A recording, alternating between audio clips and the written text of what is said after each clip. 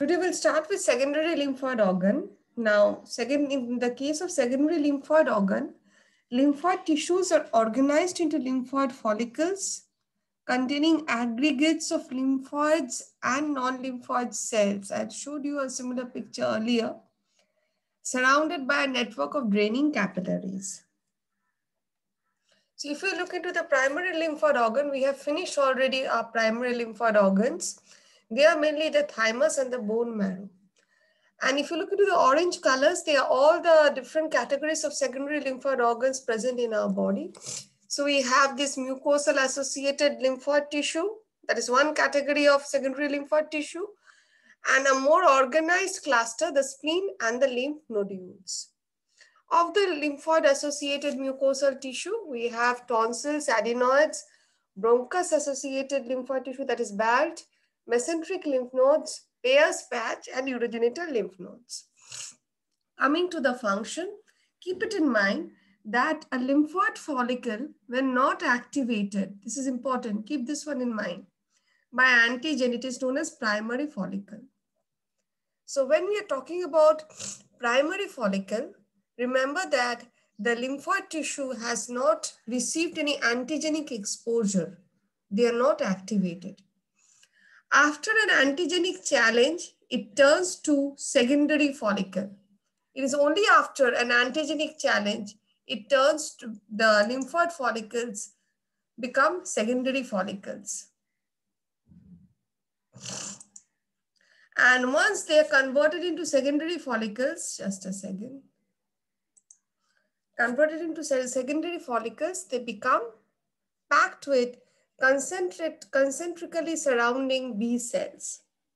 So unless and until there is any antigenic exposure, they are known as primary follicles. And the moment there is an antigenic challenge, they are known as secondary follicles. Moving into the categories of secondary lymphoid organs, we will first study lymph node and spleen. So we'll start with lymph nodes. So this is a typical structure of a lymph node. If you look into the lymph node, just a second. If you look into this particular structure of lymph node, lost my pen.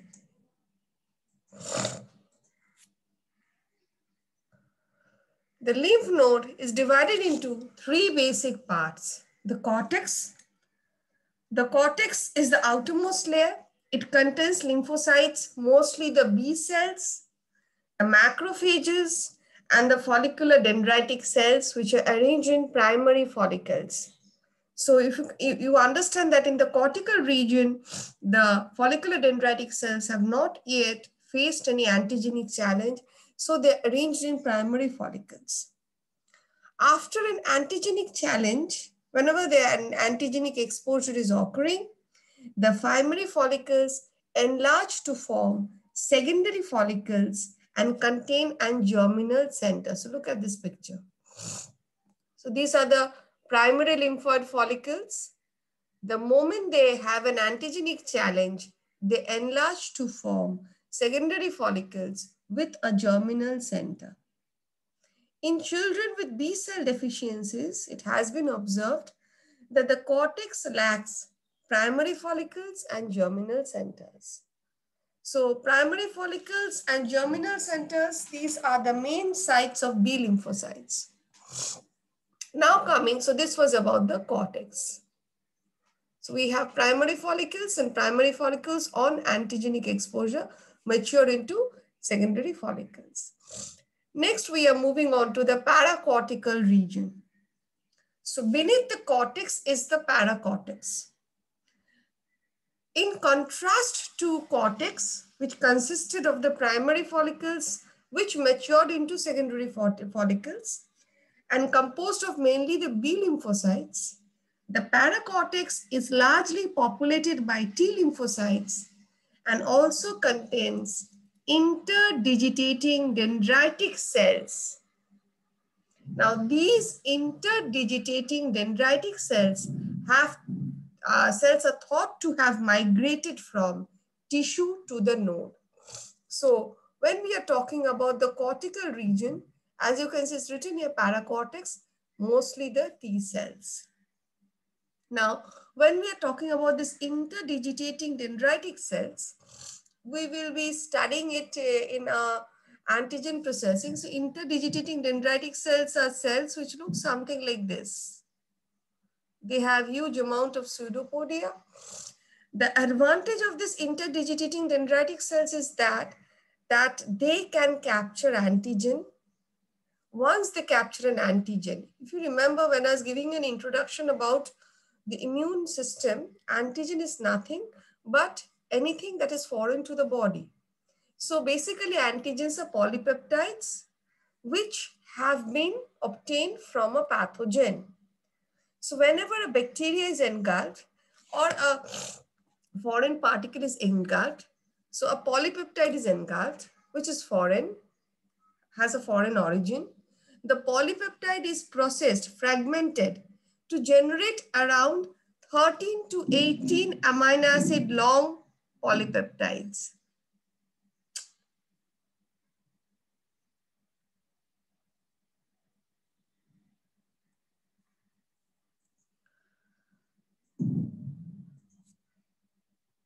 To generate 13 to 18 amino acids long polypeptides.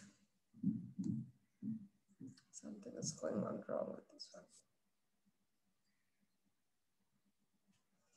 So whenever there is a capture of foreign antigen and the foreign antigen or the polypeptide is broken into fragments of 13 to 18 polypeptides, 13 to 18 chain of amino acids. These amino acids are then, this length, this 13 to 18 amino acid long chain is then expressed on the surface of the interdigitating cells with the help of a molecule known as MHC class 2. So you can understand they engulf the polypeptide, they process the polypeptide, and then they present the polypeptide complexed with a structure known as MHC class 2. This MHC class 2 peptide complex is recognized by the helper T lymphocytes. And accordingly, once the helper T lymphocytes recognize this complex, MHC peptide complex, they are activated. And then it is a decision of the helper T lymphocytes whether to start a cell-mediated immune response or whether to start a humoral immune response. So in that way, the interdigitating cells play a huge role in expressing, processing and expressing these antigens to T lymphocytes. So as you can see in the paracortex region, we are having a huge population of T lymphocytes. So a lot of this activation of T lymphocytes by this interdigitating cells is done in the paracortical region. So that is an important role of the paracortex. And it has also been observed that when lymph nodes have been taken from thymectomized mice whose thymus has been removed, there are very, very few cells present in the paracortical region. So in a nutshell, it can be said that paracortex is referred to as the thymus dependent area. You can understand why it is called thymus dependent area, because when we talk about T lymphocytes, automatically the primary lymphoid organ associated with T lymphocytes comes into action. So the paracortical region of the lymph node is often known as thymus dependent area, as it mainly contains populations of T lymphocytes which are activated by antigen presentation by the dendritic cells. And the cortical region, in contrast, we studied the cortical region, which consists mainly of the B lymphocytes, is referred to as the thymus independent area. Finally, so we studied the cortex, which is mainly the B lymphocytes, initially in primary follicle on antigenic exposure to a secondary follicle with germinal centers. We studied the paracortex, which contains mainly the T cells and the interdigitating dendritic cells. The interdigitating dendritic cells process and presents antigen to the T lymphocytes. And finally, we move on to the innermost layer of the lymph node, the medulla. The medulla is comparatively very sparsely populated. We have very low population of lymphocytes present here. And they are populated with the lymphoid lineage of cells. Mainly this medulla region consists of the plasma cells, which are capable of actively secreting antibodies. If you remember the preliminary class of immune introduction, how are plasma cells generated?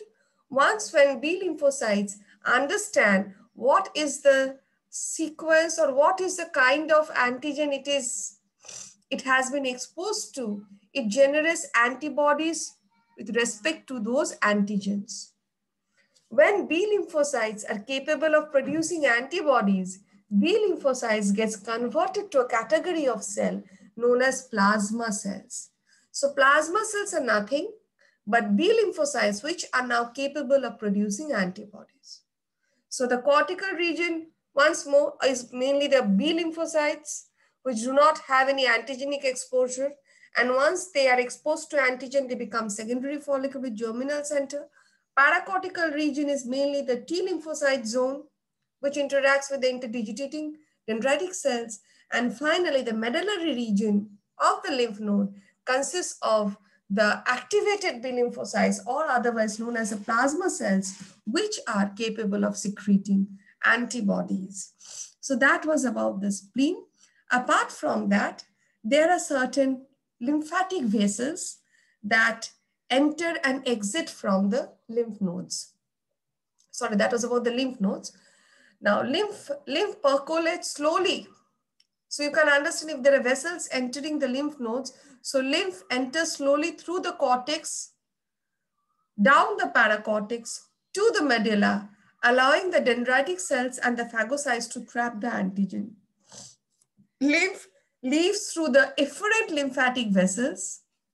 And when the lymph is leaving the efferent lymphatic vessels, it is enriched with antibodies from newly formed plasma cells and has 50 times more lymphocytes than the incoming lymph. So when a lymph enters, it follows this route, cortex, paracortex, medullary, and it leaves the lymph node. While leaving the lymph node, as I said, the medullary region consists of antibodies. So it becomes enriched with these plasma cells, and it contains a 50 times more amount of lymphocytes while leaving than while entering. So this was about lymph nodes, and this is another structure of the lymph node showing you the cortical zone. You can see the B follicle zone. So this is the cortex, the blue ones. Then you can see the paracortex or the T cell zone. And finally, you can see the medulla, which is again the zone where we are actively obtain the plasma cells, which are capable of secreting antibodies. This is another structure of the lymph node. So here you can see the B lymphocytes, the germinal centers. And the lymph nodes are surrounded by a capsule. You can see it's encapsulated structure. It's basically an encapsulated structure. Coming to the next important secondary lymphoid organ, that is the spleen. When we are talking about the spleen is important in mounting immune response to antigens in the blood. If you look at the structure, it is a large ovoid secondary lymphoid organ situated high in the left side of the abdominal cavity.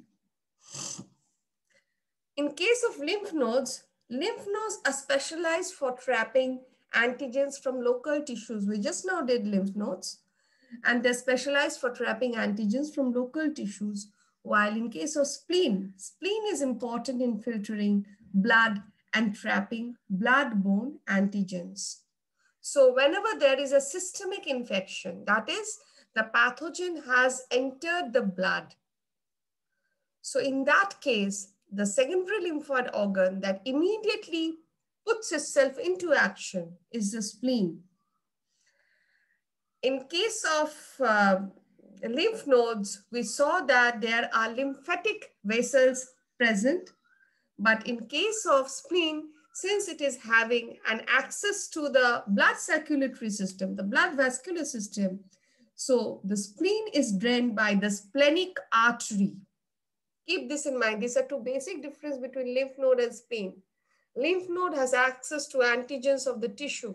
Spleen has access to antigens in the blood. Lymph node is drained by lymphatic vessels. Spleen, since it is having direct access to the blood vascular system, so it is drained, or the splenic arteries passes through it. Just like lymph node, which was surrounded by a capsule, we saw, the spleen is also surrounded by a capsule, and it has a number of projections inwardly. You can see the spleen is producing a number of projections inwardly. So these projections are called trabeculae, which helps the interior of the spleen to form into a different categories of organized compartments. Now, when we come to talk about the compartments of the spleen, there are two types of compartments that are found in the spleen, the red pulp and the white pulp. The red and the white pulp are separated by a diffused marginal zone. So you just first I identify the red pulp region. This is the white pulp region, so the white portion. And the red and the white is separated. As you can see, there's this diffused marginal zone. And we have this splenic artery and the vein, which gives us direct access to the blood vascular system. So we have understood that the spleen consists of a capsule, and there are trabecules which are moving inside into the interior of the spleen. It is dividing the spleen into different compartments. There is a red pulp portion of the spleen, and there is a white pulp portion of the spleen. And if we look into the white pulp portion of the spleen, we'll come to that later. Let's discuss the red pulp first. Now, when we are talking about the splenic red pulp, it consists of a network of sinusoids which are populated by macrophages and numerous RBC and few lymphocytes. So that's the cellular consistency of the red pulp. Consists of the macrophages, which are a category of professional antigen presenting cells. There are numerous RBCs and few lymphocytes. It is also the site where old and defective red blood cells are destroyed and removed. So red blood cells are destroyed here and removed. And many of the macrophages within the red pulp engulf the red blood cells or the iron pigments from the degraded hemoglobin. So the old red blood cells or the cells which have been degraded, their hemoglobin component is engulfed by the macrophages present in the red pulp area. When we are talking about the splenic white pulp, as you can see, the splenic white pulp surrounds the branches of the splenic artery. So this pink one is the splenic artery. And you can see the white pulp is surrounding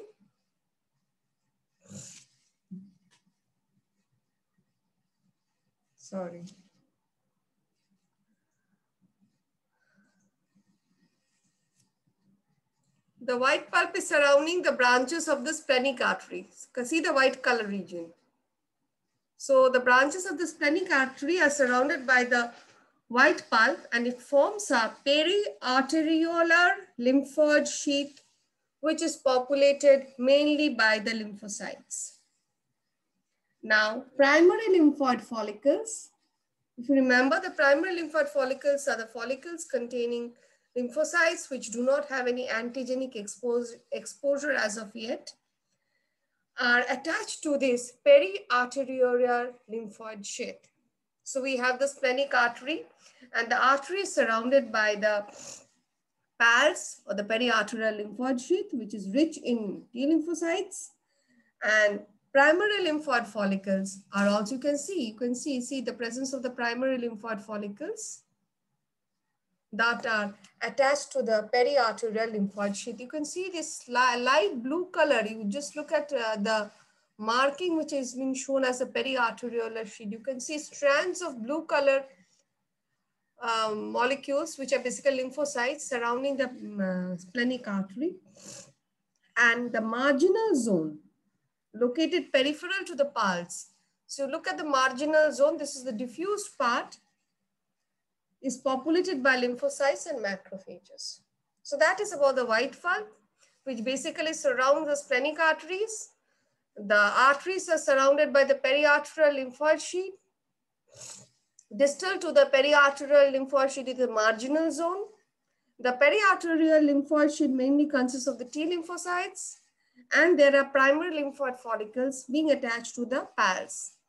When you're talking about the marginal zone is located peripheral to the pulse and is populated by both lymphocytes and macrophages.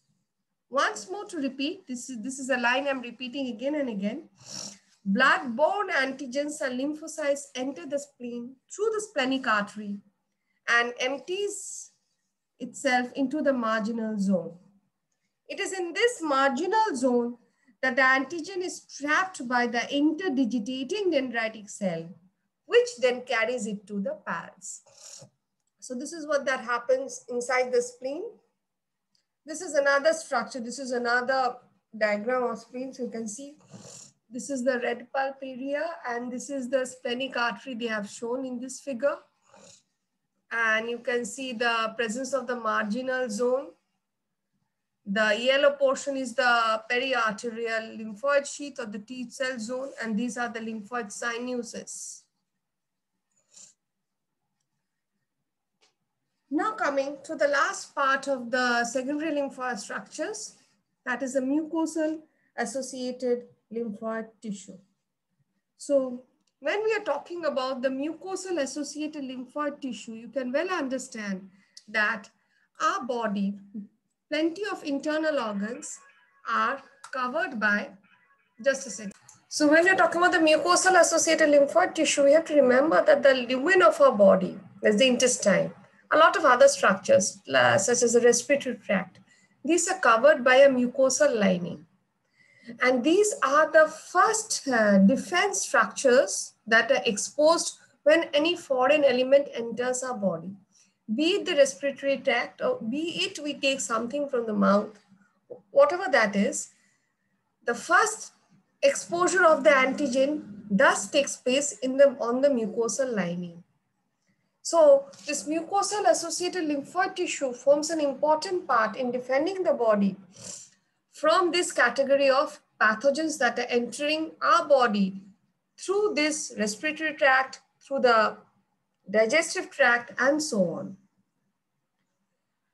Now the mucous membrane of the membrane lining of the digestive, respiratory, intestinal, and urogenital system, it's having a surface area about 400 meter cube and are the major sites of entry of pathogen. As I said, let's see the picture. These sites, as I said, are defended by a group of lymphoid tissue, which is known as mucosal associated lymphoid tissue. Known as mucosal associated lymphoid tissue. So they can be the bronchus associated lymphoid tissue in the respiratory associated epithelium.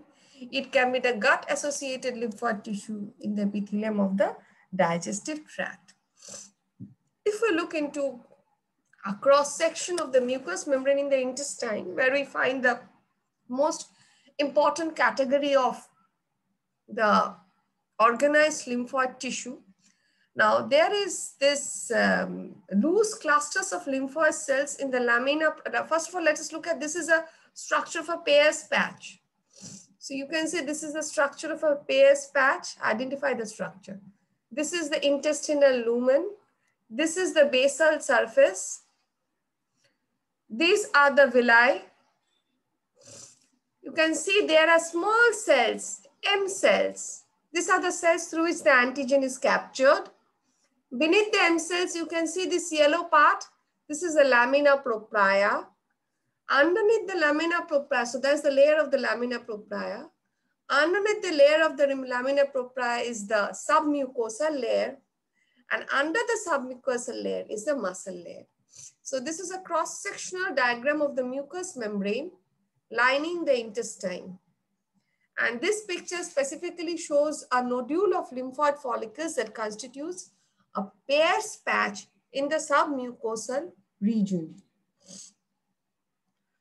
When we are talking about this Peyer's patch, the outer epithelial cells contains the intraepithelial lymphocytes. Let me show you another picture. That picture is more so. So this is how the Peyer's patch looks. They have concentrated, they have focused on the Peyer's patch. If you remember the structures one after another, just remember, we'll move on to this picture while explaining. So we have a inductive site of the M cell. Then beneath that intestinal, beneath the villi, we have this lamina propria. Beneath the lamina propria is the submucosal region. This is followed by the muscle layer. Now, I'll take you to a picture which will show a magnified view of this area. So if we look into this area, if you remember, we saw where the lamina propria was residing. And this is the mucosal epithelium. And you can look at the cells of the mucosal epithelium. I said there are certain cells on the mucosal epithelium which are known as M cells. These are the inductive sites. And apart from that, we have some intraepithelial lymphocytes present. And there is this organized lymphoid follicle present in the lamina propria. Look at a typical M cell. This is the magnified view of an M cell. So whenever an antigen is entering from the gut into the intestinal mucosal area, it enters via the M cell. So the antigen is captured and the antigen is entering through the M cell. And in the M cell pocket, you can see we are having B lymphocytes, we have T lymphocytes, and we have macrophages. So these antigens are engulfed within the M cells. So B lymphocytes can engulf antigen within the M cells. So this is how the antigen is transported across the mucosal epithelium into the lamina propria region, or the antigen might be captured by the B lymphocytes, processed and presented accordingly to the T helper cells, or the macrophages may engulf the antigen by the process of phagocytosis. So the main function of the M cell is to transport antigen from lumen, respiratory, digestive, and urogenital tracts to the mucosal lymphoid tissue associated below. Given the structure, these are flattened epithelial cells. And as you can see, they have deep pockets in the basolateral surface. This is the basal surface. So they have deep pockets in the basolateral surface, which is filled with B cell, T cell, and macrophages. And given the functional specificity of the M cells, as I said, as the antigen enters the M cells, they are endocytosed into vesicles. So the antigens are taken up into small vesicles, into which, or they may be taken up by the antigen presenting cells, or sometimes the endocytic vesicles may fuse with the MHC class 2 molecules. Oh, sorry, that's not going to happen here. So they are taken up by the endocytic vesicles and they are delivered in the lamina propria region, or they may be taken up by the antigen presenting cells. Finally, ultimately, whatever process the antigen is taken in, ultimately it leads to the activation of the B lymphocytes. So whenever the antigen is taken in, we are seeing the activation of the primary lymphoid follicle, seeing the activation of the lymphoid follicle, the B lymphocytes are activated. The B lymphocytes recognize the epitope, that is the most antigenic part of the antigen. And accordingly, as per the sequence present in the epitope, the B lymphocytes then produce antibodies. So I said, when B lymphocytes are converted to cells producing antibodies, they are known as plasma cells. These plasma cells are capable of secreting immunoglobulin A, So these B lymphocytes actually mature and differentiate into immunoglobulin A producing plasma cells. And these plasma cells, as you can see, migrate along the submucosa. So they are migrating along the submucosa and immunoglobulin A is released. And when you're talking about this intraepithelial lymphocytes, they may be the CD8 positive T cells that express the gamma delta T cell receptors. Since we have not done the gamma delta T cell receptors, I'm not going into the details of the category of receptors this T lymphocytes express, but these are T lymphocytes that contain these are T cytotoxic CD8 positive T cells that express a category of receptors which is known as the gamma delta receptors. So this is briefly a structure of the M cell and the production of immunoglobulin A at inductive sites. And initially I had shown you a gross structure of the mucous membrane lining showing a Peyer's patch. And these are the three types of tonsils. Now, if you remember, one of the important secondary lymphoid organ is we started with this picture, the tonsils and the adenoids. So these are the three categories of tonsils that are found in our body. The palatine, the lingual, and they have shown that the variety of lymphoid tissues found here. You can see the presence of the lymphoid follicles. And these are the adenoids, the pharyngeal tonsils. This is the location of the pharyngeal tonsils. So this was about the secondary lymphoid organ. And this is just a basic picture showing you the evolutionary concept of how the immune system has developed. So this is a mammalian. We have a well-defined primary lymphoid structures as well as well-defined secondary lymphoid structures. But as we move down from evolution, which started with lamprey, you can see only the presence of gut-associated lymphoid tissue. And then in fish, we have this development of spleen, thymus, and the head kidney region became an important part, which became a storehouse of the lymphocytes. As we move on to frogs, the thymus, spleen, and now the bone marrow is gradually developing. Move on to chickens. So we have the development of bursa of Fabricius, and finally to mammals, which has the most organized of all the lymphoid tissue. So with this, we come to that introductory topic and that topic 1, cells and organs of the immune system.